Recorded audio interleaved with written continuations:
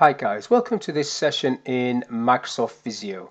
In this module, I want to cover how to get going with Microsoft Visio, the basics.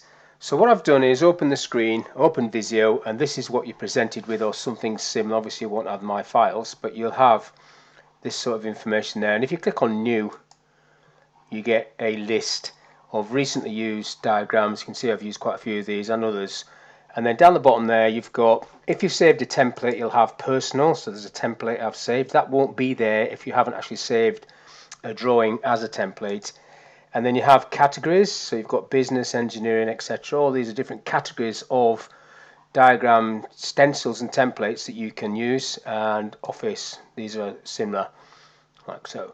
So when you come onto Office, you've got this sort of thing there, suggested searches, flowchart, etc, etc. But I tend to go to categories, and then you can click into each one of these. So for example, if you want to do a little basic flowchart, you go into flowcharts and you can see there's quite a few different types. There's the basic one, cross-functional one, and then all these other common ones. If I go back, it takes me back to this. I've got business.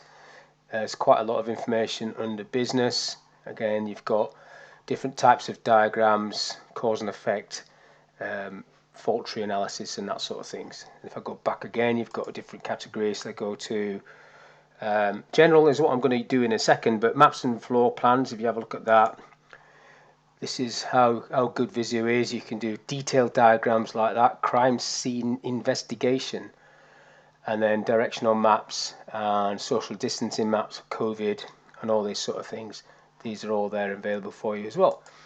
So what I want to do is, because this is just the intro, I just want to do a general diagram and click on that and get ourselves going. So I'm going to pick a basic diagram. You've got three options here, but I'm just going to pick this one.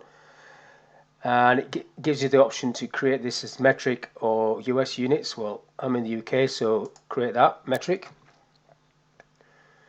And then what you get when you open one of these diagrams is a series of stencils. Depending on which one you've opened, depends on how many of these stencils you will get. So at the moment, you've got basic shapes, arrow shapes, decorative shapes, and graph and maths in England shapes. So I'll stay on the basic shape one. Oh, you've got quick shapes at the top. At the top of it all, you've got search. So this is quite cool. This will search all the other stencils. These are called stencils. So if I just look at this, look, all these are my shapes where I've created these. Business, brainstorming, processes, all these are templates. Sometimes I think there's more available here than there is in that front screen. Obviously you can search for these. Engineering, all these different ones. These are all stencils that you can open and add to this. So for example, if I wanted to build it, I mean, look at all that. If I go for cubicles, it just adds the cubicle stencil into this basic diagram. You've got to be careful with this because some of these stencils are in a different scale, and if you bring on the wrong scale, you can have unexpected results. So there's me bringing on a cubicle with a chair and etc, etc. So I'll just delete that, and I don't want this anymore, so I'll close it, and we're back with our basic ones. So if I go back to basic shapes, move this across so you can see it. So there's the basic shapes. At the top you've got search. If I type something in there, it will search through all of those stencils until it finds, if it finds, what you're looking for. And then you've got a little car, tiny little car. You can zoom in down the bottom here, and you can click on that car, and you can do whatever you want with it. So I'll just delete that because I don't want to do anything with it at all. Now if I just zoom this, I'll go back a bit so it's in the middle again. Now to get rid of all these, you need to cancel the search so it brings back your basic shapes, and this is how it works. You pick the shape. So if I pick a square, it is a square, it doesn't become a rectangle. So there's a square. If I pick on the corner, it's still a square. If I get the side, it's still a square. It is a square shape, so it doesn't suddenly become a rectangle like in Word maybe it would. or other programs that you might have used before. If you want to copy that, you can just use your control key, hold your control key down, and it will copy as many times as you want. You can do control D, which will duplicate it, which is pretty similar. Control D if you wanted loads of those like that. If you bring a rectangle shape on, it is a rectangle, so no matter what you do to it, it will always be a rectangle. A circle comes on as a circle, whereas in Word it's usually an ellipse, and you have to try and make that into a circle using your shift key. So I've just used my shift key there, and it has actually made it into a circle. And you can see as I'm moving these around, you're getting these directional arrows appearing, basically telling you whereabouts in, whether that's aligned with the shape next to it. If there's no other shapes on there, it's not going to do anything. But if I go to the side of that, so that's telling me that that's lined up to the edge of this. If I pick one of these boxes, there it's snapping in line with that. If I pick that one, and now it's in line with that, up and down, and you can see the little green arrow growing or shrinking. So that is now telling me that it's aligned with the one above, and it's also aligned with the one to the left as well. So they're really good tools. Now on the View tab, you've got the option of ticking on Grid. Guides I've already got on, and Ruler is already on there. You can see it across the top. And then there you go. Now with shapes, you can group shapes like you can in other programs. So if I highlight these and then just go over the top of them, so I'll select them all. If I go back to the Home tab, you've got some tools all over the place here really, but group is the one I want, so I can group that and make that into one object. And these objects that you make, I mean, you've got the rotation bar there, it looks a bit like a keyhole, but that's totally by accident. You can colour these in whatever you want. Don't make it white, can't see it. And you've got the line colours and stuff that you would expect, like you would have in Word. You can just about see that. You've got effects, shadow. If I put a shadow on that, there you can see the shadow coming off. And then if you go back into effects, on shadow, you've got shadow options where you can play around with the colour of the shadow. So let's make it red, so you can see a faint red colour there. So I'm just going to get rid of that because I don't want it, and I'm going to get rid of that as well. Now when you click on a shape, if I right click on that shape, you've got this data option, shape data, which I just closed down there. These basic shapes don't have any shape data, but you can create shape data. It's like a database in the back of these shapes that you can actually store data in. If I right click and go define shape data, I would just do something like this, name, and it's going to be a string of text, and then just click OK, and then name comes up there, and then you can just type what it is, or obviously not shape, you want it up there.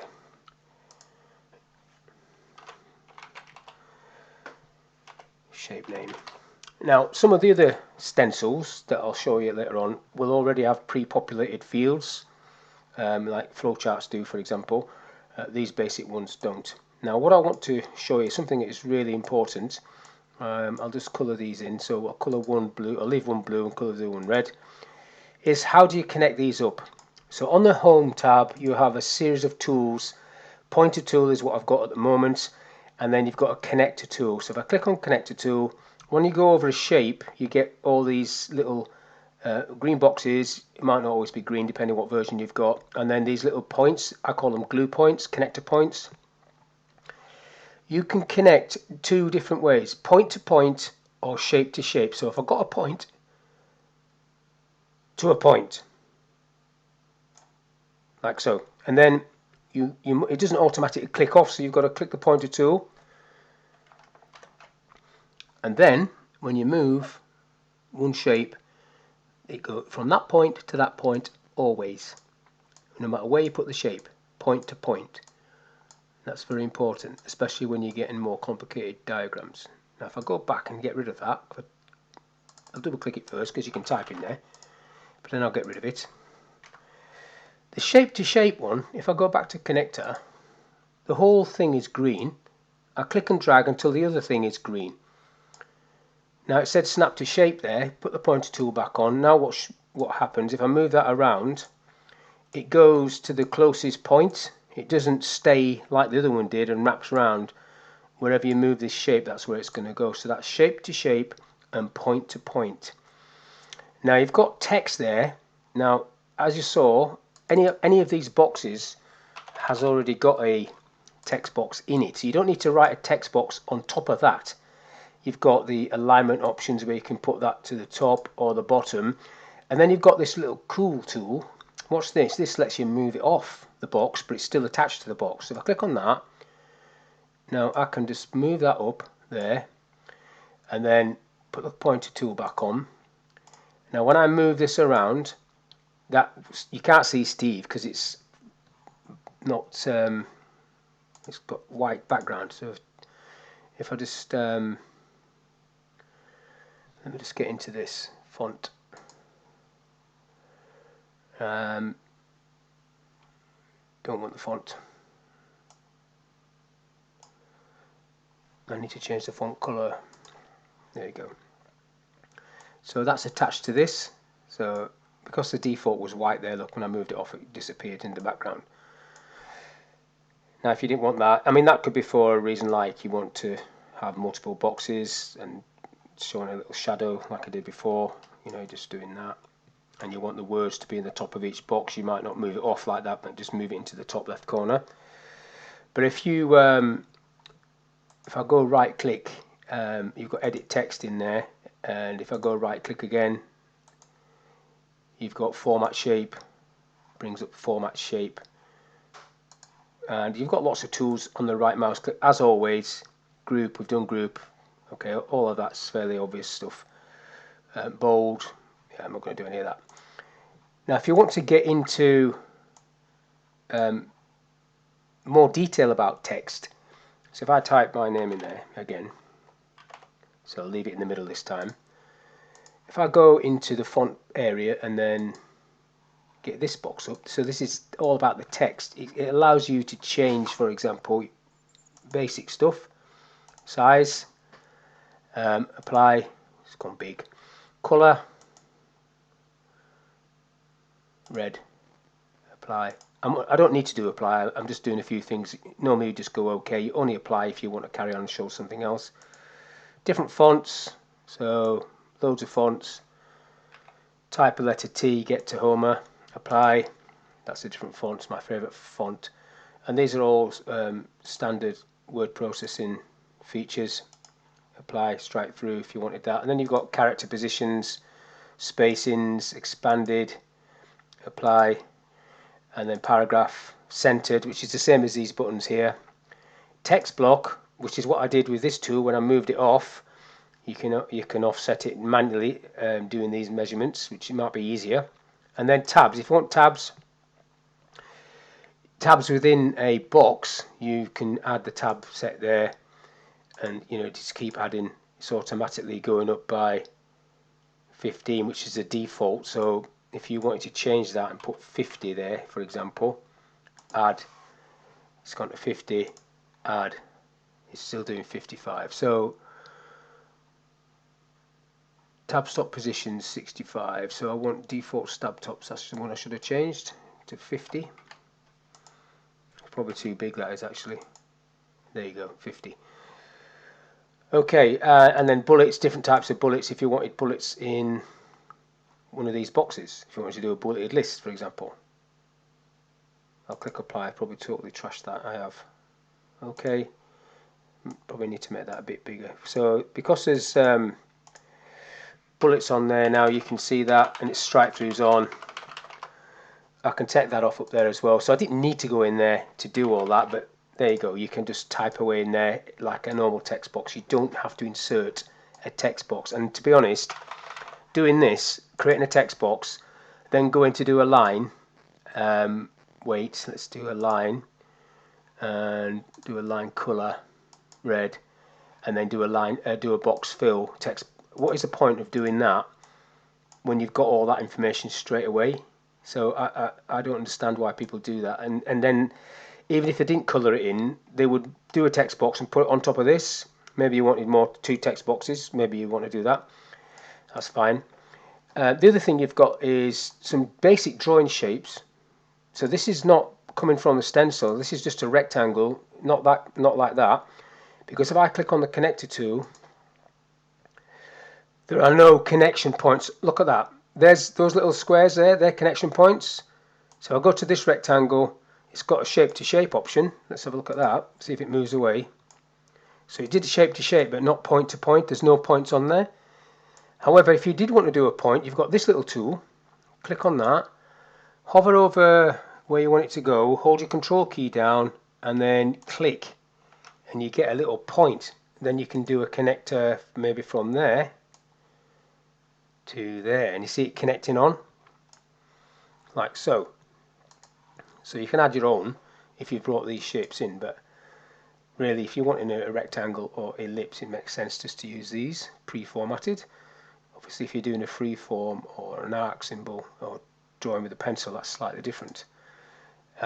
So all of these, I've just gone through all of these, fairly straightforward. You've got different styles, shape styles from this list, and then you've got alignments and things like that. So this is just a basic one. That's all I wanted to show you on this, but before we stop I want to just go to a different stencil and just show you the shape data that you would get by default. If I go file new, let's go for a flowchart, basic flowchart, that one. So I'll create a blank one just so I don't have anything on the screen, and then you'll see what I was talking about in terms of, so we have a start at the top, and then if you click the connector on, so it's on, you can do this process, it automatically puts the decision process, it automatically puts the arrow in there for you. But now I want to go there, so what you've got here, if you hover over any shape, I want another process and a decision and another process, and then I want this connector to go back up to the start. Now I want to come back down here so I can do another process, and then I want the end of this flowchart. Now get that off, put the pointer tool on, and now if I right click on any of these and go into shape data, get rid of format shape, you can see that this has got pre-formatted information, so course, process number, owner, function, start date, end date, status, etc. And like I said before, you can add other ones and delete these ones if you don't like them. So most of the business templates have this information. A flowchart, but all the flowcharts do, organizational charts, project, if you're doing a timeline or a Gantt chart, they all have information that you can store in the back of this. And then if you've got information stored in the back of these shapes, you can then run reports into Excel, which will just list all this information in a spreadsheet if you want to do that. So that's just a very quick overview of what Visio is all about. It is a great tool, well worth persevering with, and the more you do it, the quicker you get, and the more you realise the little quirks that's in it. And I suppose the big one is this not coming off, so you can end up doing connections when you didn't mean to be doing connections when you're wanting to do a pointer. So you have to remember to take that off, otherwise you'll be doing all of these text box, doing a text boxes everywhere, you know, and then people don't realise the drawing's all messed up because you can't actually see that. But that's it. Hopefully you won't make that mistake. Thank you for your time, and I'll see you on the next one.